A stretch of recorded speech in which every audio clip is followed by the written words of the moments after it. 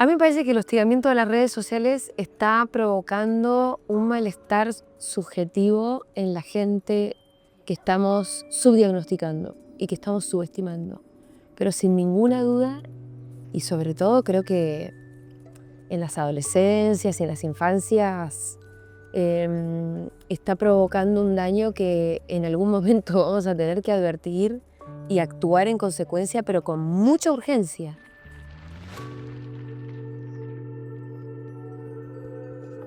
Conversaciones urgentes. Diálogos sobre salud mental, cuidados y malestares actuales. Julia Mengorini, abogada, periodista, fundadora de la radio digital Futurock. Mi experiencia en redes y hostigamiento está un poquito trabajado y elaborado en el 6º capítulo de mi libro, y no por casualidad lo dejé al final del todo, porque para mí era como tal vez el capítulo más amargo de todos, ¿no? Em, y no quería arrancar por ese lugar tampoco, ¿no? No quería como que el libro tuviera obviamente alguna cosa como más luminosa, más alegre. Igual empieza por la pandemia, con lo cual tampoco es que hay tanta alegría. Pero como empieza de cualquier manera por la muerte de mi papá, me pareció que no era un mal comienzo, ¿no? Entonces, porque la muerte de mi papá me obligó un poco también como a viajar a la infancia y a Bariloche, y a mí me parecía que era un lindo escenario como también para presentarme de alguna manera. La experiencia de 10 años de hostigamiento em, en Twitter para mí tenía que ser una experiencia que funcionara para hacer un diagnóstico correcto de lo que está pasando ahí en las redes sociales, ¿no? Me parece que, si bien creo que todos estamos siendo víctimas de las redes sociales, el mío es un punto de vista bastante particular, ¿no? Y entonces creo que esa experiencia, sobre todo, no tanto para revisarlo en términos subjetivos, que de cualquier manera resultó también ser, me parece que algo bastante sanador. No lo pensé de esa manera, lo pensé sobre todo para pensar en un punto de vista, como te decía, muy particular, pero al mismo tiempo que pudiera explicar el funcionamiento del odio organizado, que terminó siendo, sobre todo Twitter, te diría. Hay otro capítulo donde abordo un poco más lo que pasa con Instagram, pero sobre todo en cuanto a la imagen y a los cuerpos y la belleza y cómo nos vemos. Em, pero me pareció que era importante de alguna manera empezar a hablar de este tema. Hay un montón de literatura al mismo tiempo, muchas investigaciones hechas, mucho diagnóstico, muchos libros para leer, no así tanto de la pandemia, por ejemplo, pero muchas cosas que eh, intelectualidad, viste, ahí de alguna manera como mucha producción intelectual que está pensando en este problema, y creo que es el principio de alguna solución dar con el diagnóstico. Y después pareciera que estamos como bastante lejos, ¿no? En una especie de laberinto. Pero empezar a mapear el laberinto creo que es un principio de solución. La tapa sobre todo juega con una suerte de ambigüedad entre las caras del monstruo, y justo están mis caras, entonces también está la idea de ese monstruo que construyen de mí todo el tiempo, sería un monstruo hecho de recortes, ¿viste? ¿No? El recorte en el que hablaste mal de Messi, en el que fuiste mala madre, el recorte en el que entonces ese monstruo que hacen de mí, siempre como esta especie de criatura molesta que jode y demás. Por supuesto que los monstruos a los que refiero no son yo, sino que, bueno, es el odio organizado, son las redes sociales, la propia pandemia, el neoliberalismo, el fascismo, el libertarismo, el patriarcado. Son todos esos monstruos, ¿no?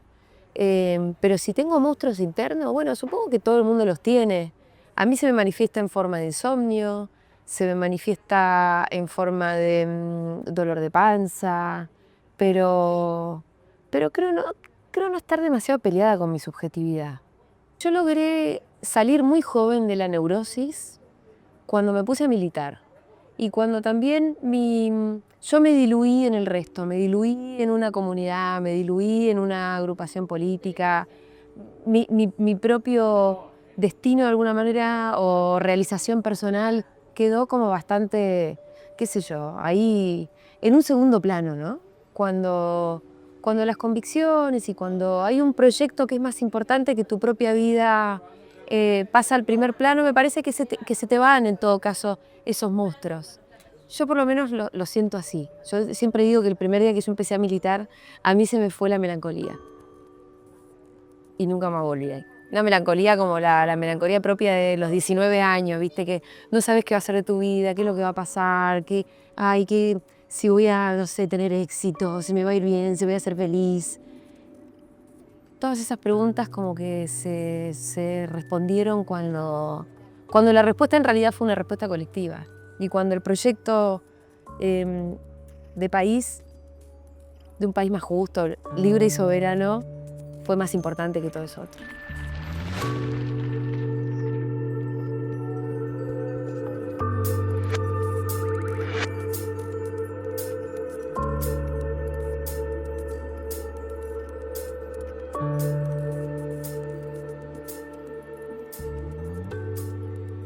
A mí me parece que el hostigamiento de las redes sociales está provocando un malestar subjetivo en la gente que estamos subdiagnosticando y que estamos subestimando. Pero sin ninguna duda, y sobre todo creo que en las adolescencias y en las infancias, está provocando un daño que en algún momento vamos a tener que advertir y actuar en consecuencia, pero con mucha urgencia.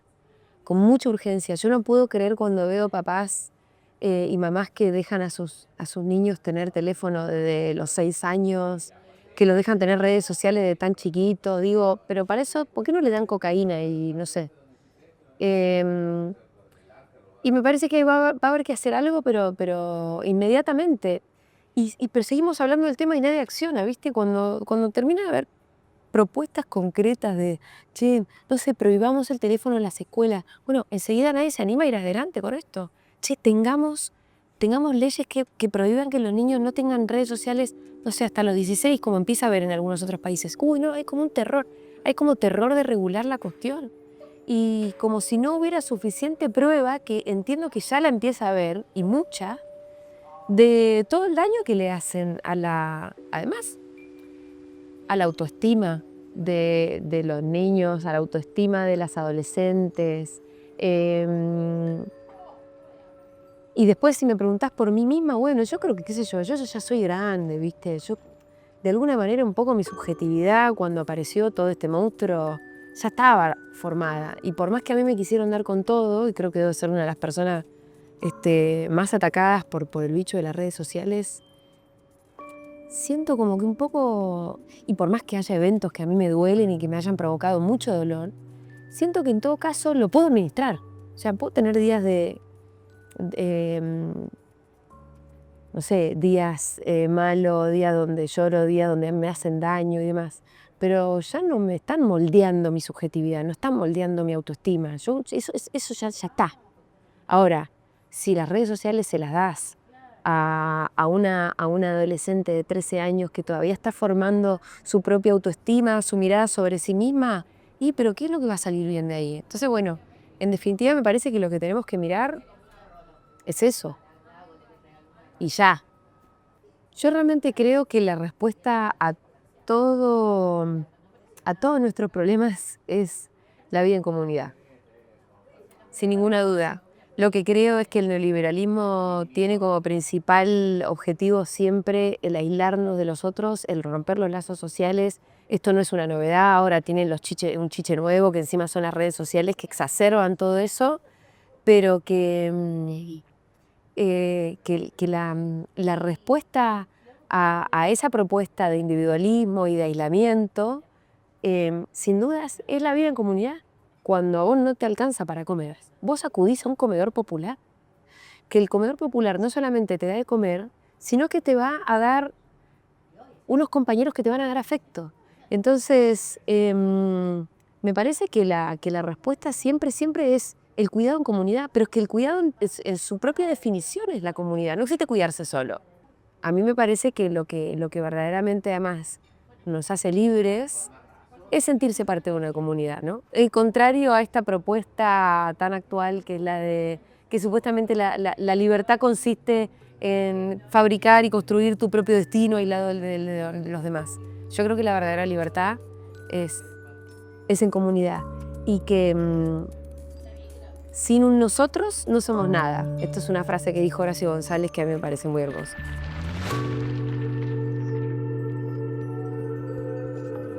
Conversaciones urgentes.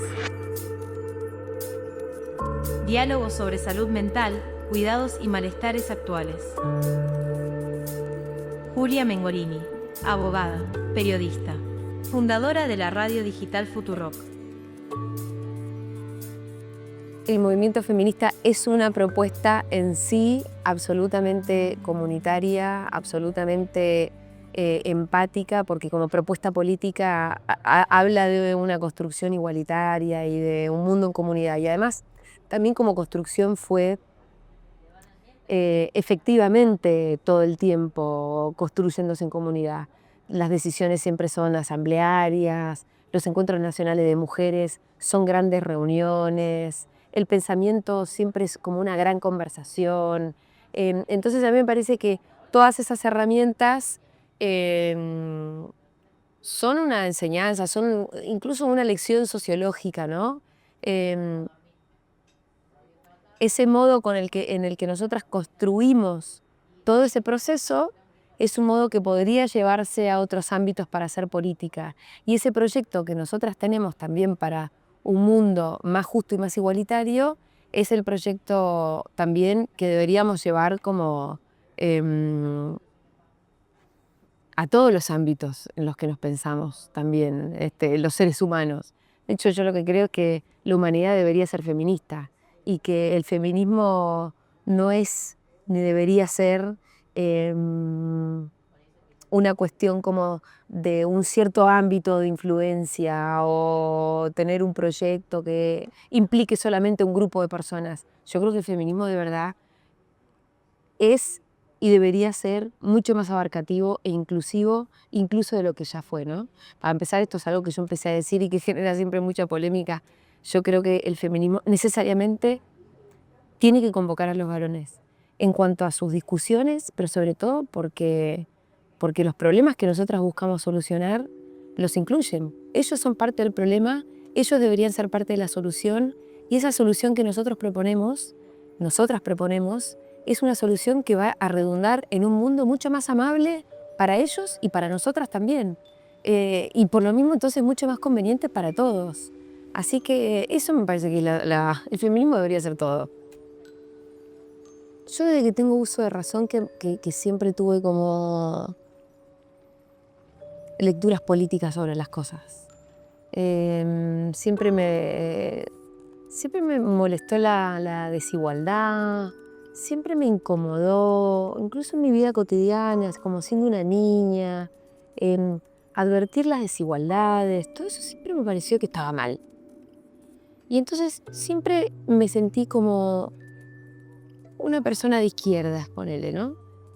Y después me pasó que cuando me vine a vivir a Buenos Aires, me fui a vivir a Buenos Aires y empecé a estudiar en la facultad, como que se me abrió un poco también, un mundo mucho más grande. No sé, naturalmente yo levantaba los volantes que había en el piso en la facu y había unos volantes de una agrupación que me encantaba, que siempre me gustaba todo lo que decían. Y ahí terminé militando. Y es como te digo, bastante jovencita y nunca más paré. Hay algo ahí también como... Me parece que hay como una llamita que una vez que se enciende, es medio complicada de apagar. Es como una convicción que está dentro y es...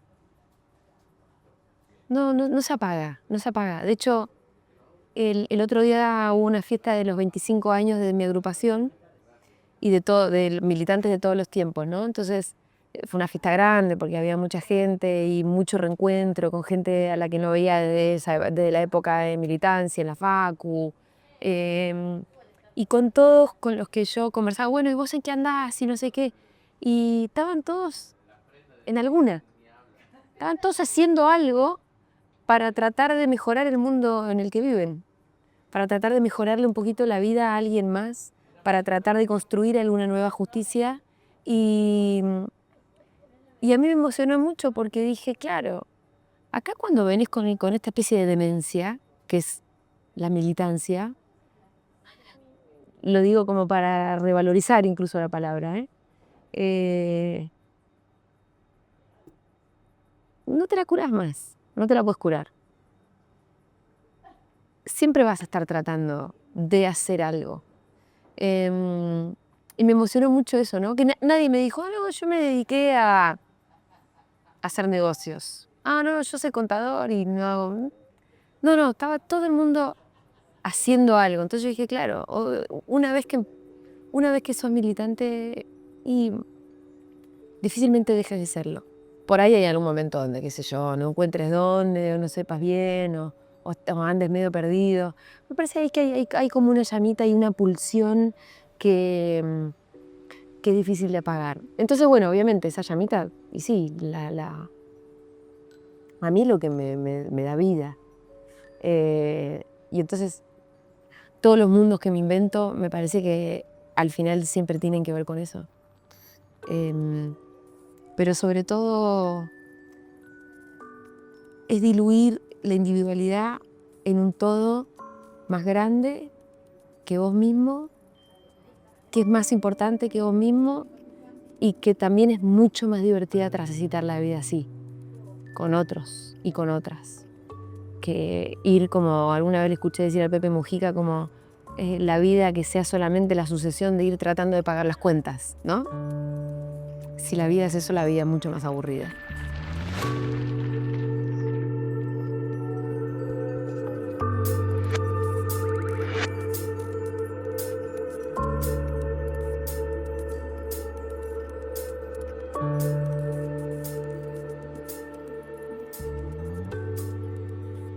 Bueno, a mí me parece que los medios de comunicación están cada vez peor. No, en realidad el panorama está complejo porque los medios de comunicación están cada vez más concentrados en esta ola como reaccionaria, además cada vez menos voluntad de reglar y regular también esa angurria como de medios que buscan tener cada vez más poder. Y cuando digo poder no es solamente juntar guita y que los conglomerados sean solamente más grandes. No, eso termina siempre siendo como más poder de influencia sobre la opinión pública, sobre tus deseos, sobre tus ganas, sobre lo que vos pensás. Y ese poder de influencia además está a la venta. Y esto también es el modelo de negocios que tienen las redes sociales, que terminan además en un diálogo con los medios de comunicación, ¿no? Redes sociales y medios de comunicación trabajan en un tándem, que es un tándem que a mí me parece que es bastante monstruoso y que, en definitiva, lo que pusieron a la venta es su capacidad de influir sobre nosotros y sobre las personas. Y por lo mismo, cuanto más grande es el poder que tienen esos medios de comunicación y cuanto más concentrado, y bueno, termina siendo como un mundo mucho más complicado, ¿no? Porque al final las reglas del juego, las reglas de las formas del debate público, terminan estando en muy poquitas manos, ¿no? Pensá que, por ejemplo, si pensamos en Twitter o X, que es el gran ágora mundial, está en manos de un sujeto. Es como si tuvieras el ágora privatizada, pero el ágora del mundo privatizada. Y no solamente que ese sujeto encima terminó siendo como un demente y un narcisista, medio psicópata. Ponele que fuera un buen tipo. También tenés un problema, porque al final la decisión sobre cómo son las reglas en las que nos damos el debate público en manos de una sola persona, y eso está mal. O sea, atenta contra la democracia o contra, qué sé yo, un debate más o menos razonable. Y así es como tenemos un debate totalmente complicado, donde las fake news terminan teniendo más relevancia que los datos verdaderos, donde el odio termina siendo también como un combustible que circula a mucha velocidad y que termina siendo también una mercancía en sí mismo, y todo eso termina como rompiendo mucho los términos de un debate que es muy necesario cuando estamos en un momento en donde vamos a tener que encarar problemas que tiene el mundo, que son de muy difícil solución, pero que necesitan de un consenso amplio, importante, inteligente, pero ahora estamos todos como inmersos en una vorágine de mentiras, de odio, de falsedades, de boludeces, que provocan los intereses que hay detrás de las grandes corporaciones dueñas de los medios y dueñas de las redes sociales, ¿no? Y de una angurria que termina siendo como el principio rector de todo. Creo que estamos en un problema con eso, o sea, creo que estamos en un pésimo momento. Y al mismo tiempo, no dejan de surgir cositas laterales interesantes que buscan plantear algo diferente y virtuoso. Yo creo que además estamos en un momento donde hay, no solamente en Argentina, sino en otros lugares del mundo, medios de comunicación que también gracias a la tecnología pueden empezar a tratar de dar una discusión más inteligente, tratar de mostrar otro punto de vista, tratar de hacer algo de contrahegemonía, involucrar incluso a sus comunidades para poder financiarse. Y todo eso está pasando y es bien interesante. Entonces, yo siempre digo esto también. Hay que tener cuidado con el diagnóstico, porque el problema no es la tecnología en sí misma, ¿no? Cuando nos podemos hablar mal de las redes sociales y el teléfono y la ansiedad que genera y todo esto, el problema no es la tecnología, porque si no, entonces no existe la solución. ¿Qué vamos a hacer? ¿Tirar los teléfonos? El problema es el modelo de negocios. Si el modelo de negocios es poner a la venta la capacidad de influencia que tienen los medios y las redes, bueno, entonces ahí vamos a tener un problema. Pero el problema no es la tecnología, es el modelo de negocios, lo cual también nos permite pensar en que la solución no es tan difícil. Si el problema fuera la tecnología, listo, tenemos que cerrar la persiana y matarnos, porque nadie va a tirar el teléfono al mar. Pero si advertimos que el problema no es la tecnología, es el modelo de negocios, entonces está mucho más a la mano pensar que eso sí se puede regular. Y ese modelo de negocios sí se le puede poner un coto. Y eso es con política y con organización y con los diagnósticos correctos, pero tienen que ser decisiones políticas. Los estados de alguna manera van a tener que empezar a discutir con esas grandes corporaciones, porque si no nos empiezan a gobernar las grandes corporaciones. Y un poco es lo que está pasando ahora, ¿no? Pasa que ahora también estamos en un contexto de ascenso de las ultraderechas que están como ahí chupándole las medias a las grandes corporaciones, pensando que el libre mercado soluciona todo, con lo cual las grandes corporaciones tienen a disposición el mundo entero a sus pies, y en algún momento yo creo que la tabla se puede llegar a dar vuelta y que vamos a poder empezar a organizarnos las sociedades con representantes que tengan el interés de representarnos bien y empezar a pujar ahí, a disputar con esas grandes corporaciones. A mí me parece que lo que está empezando a surgir creo que es como una especie de desgaste de este modelo también, del modelo neoliberal en general, donde ya estamos todos medio como empezando a estar asqueados de las redes, del odio, nos empezamos a dar cuenta que nos hace mal, que nos pone ansiosos, que nos pone tristes, empezamos a tratar de regularnos a nosotros mismos con el teléfono. Che, bueno, voy a dejar el teléfono, no lo voy a agarrar en todo el día hoy. Hoy es sábado, lo voy a meter... No, como que empieza a haber una autorregulación sobre eso. ¿Por qué? Porque nos estamos empezando a dar cuenta.